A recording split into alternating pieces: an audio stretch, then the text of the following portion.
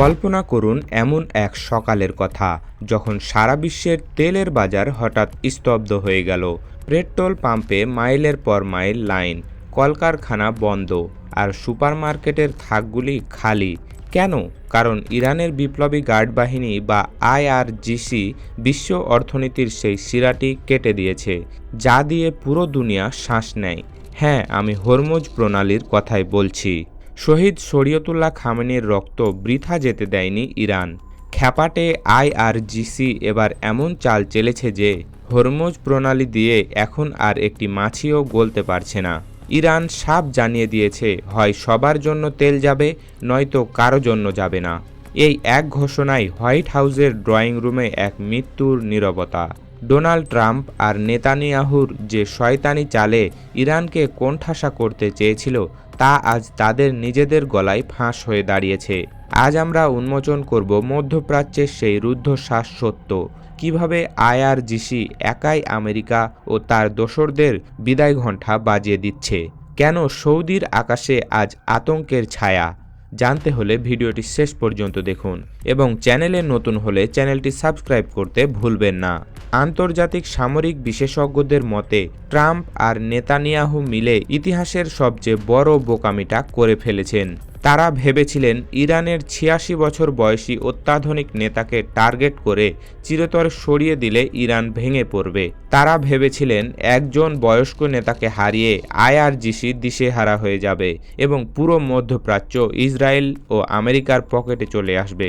কিন্তু তাদের এই মাস্টার মাইন্ড প্ল্যান যে উল্টে তাদের গলার ফাঁস হবে, তা তারা স্বপ্নেও ভাবেনি। এই ঘটনার পর ইরানের আইআরজিসি এমনভাবে ফুঁসে উঠেছে যেন তারা মৃত্যুকে তুচ্ছ জ্ঞান করছে। তারা প্রমাণ করে দিয়েছে তাদের নেতার গায়ে আঁচড় লাগলে তারা ম্যাপ থেকে শত্রু দেশের অস্তিত্ব মুছে দিতেও দ্বিধা করবে না। এই খ্যাপাটে রূপের সবচেয়ে প্রথম ও সবচেয়ে বড় আঘাতটি এসেছে হরমুজ প্রণালীতে। ইরান নেভির পক্ষ থেকে দেওয়া ঘোষণাটি ছিল বিশ্ববাসীর জন্য এক বজ্রপাতের মতো। তারা জানিয়েছে এখন থেকে হরমুজ প্রণালী দিয়ে একটি ছোট মাছ ধরার নৌকাও পার হতে পারবে না। এই জলপথের গুরুত্ব কতটা তা একটু হিসাব করলেই আপনার মাথা ঘুরে যাবে। গোটা পৃথিবীর অন্তত ৩০ থেকে ৩৫% জ্বালানি তেল এই একটিমাত্র পথ দিয়ে পারাপার হয়। উপসাগরীয় দেশগুলো এই পথ ব্যবহার করে বছরে প্রায় ৭০০ থেকে ৮০০ বিলিয়ন ডলারের ব্যবসা করে, আর এই বিশাল ব্যবসা হয় ডলারে, যা মূলত আমেরিকার অর্থনীতির মেরুদণ্ড। এখন ইরানের এক ঘোষণায় সেই পথ পুরোপুরি বন্ধ। বিশেষজ্ঞদের মতে প্রতিদিন যুক্তরাষ্ট্রের অন্তত $2 বিলিয়ন সরাসরি ক্ষতি হচ্ছে।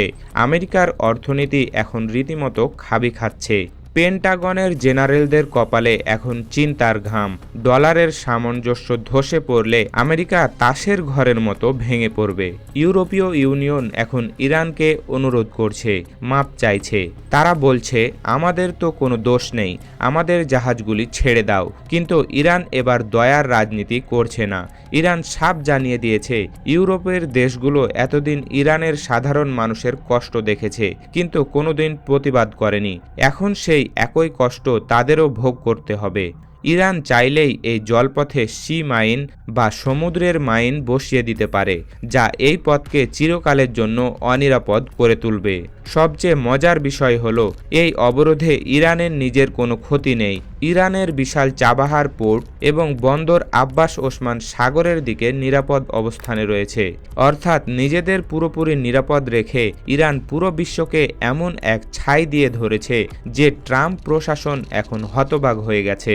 হরমুজ প্রণালী তো কেবল শুরু ছিল, আসল খেলা শুরু হয়েছে আকাশের নীল সীমানায়।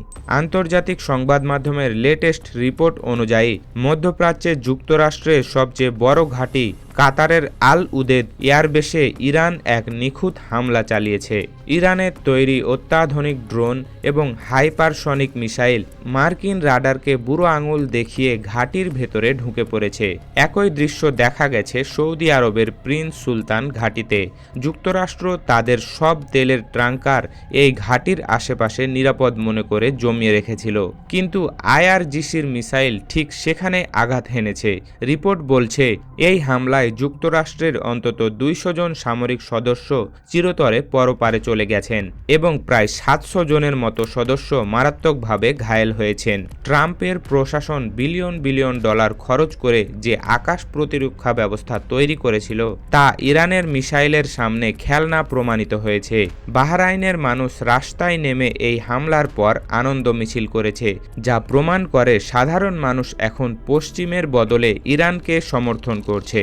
এবার আসা যাক তথাকথিত মুসলিম বিশ্বের নেতা সৌদি আরবের কথায়। তারা বরাবর মির্জাফরের মতো বেইমানি করে পশ্চিমাদের পা চেটেছে। ট্রাম্পকে খুশি করতে বিন সালমান প্রায় 275 বিলিয়ন ডলারের অস্ত্র কিনেছিলেন। তারা ভেবেছিল আমেরিকার প্যাট্রিয়ট মিসাইল দিয়ে তারা ইরানকে ঠেকিয়ে দেবে, কিন্তু সৌদি আরবের সেই বিলিয়ন ডলারের প্রতিরক্ষা ব্যবস্থা ইরানের সাধারণ ড্রোনের সামনেও অকেজো।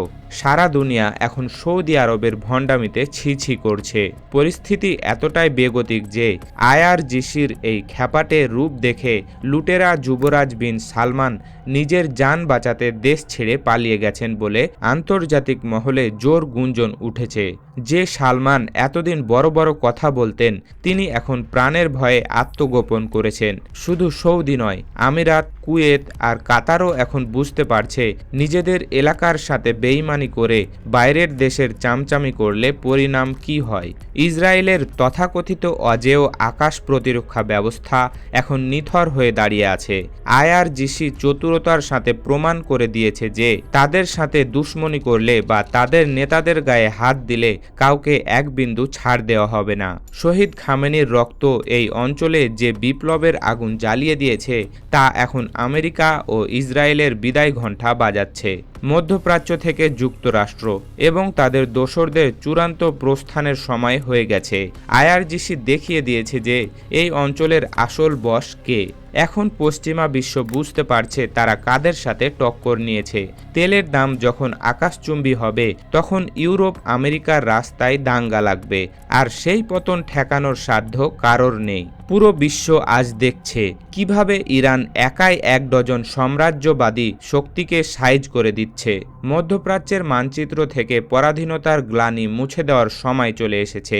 আইআরজিসি প্রমাণ করেছে ইমানি শক্তি আর দেশপ্রেম থাকলে কোনো সুপার পাওয়ারই টিকে থাকতে পারে না। প্রিয় দর্শক, আপনারা কি মনে করেন ইরানের এই পাল্টা আঘাত কি তৃতীয় বিশ্বযুদ্ধের দিকে নিয়ে যাবে আমাদের, নাকি এই চাপের মুখে আমেরিকা ও ইসরায়েল পিছু হটতে বাধ্য হবে? বিন সালমানের এই নীরবতা কি তার পতনের সংকেত? আপনাদের মূল্যবান মতামত আমাদের কমেন্ট বক্সে লিখে জানান। ভিডিওটি ভালো লাগলে লাইক দিন এবং শেয়ার করুন। রাজনীতির ভেতরের খবর এবং সত্য সংবাদ সবার আগে পেতে আমাদের চ্যানেলটি সাবস্ক্রাইব করে বেল আইকনটি চেপে দিন। দেখা হবে পরের ভিডিওতে। ততক্ষণ পর্যন্ত চোখ রাখুন আমাদের পর্দায়। ধন্যবাদ।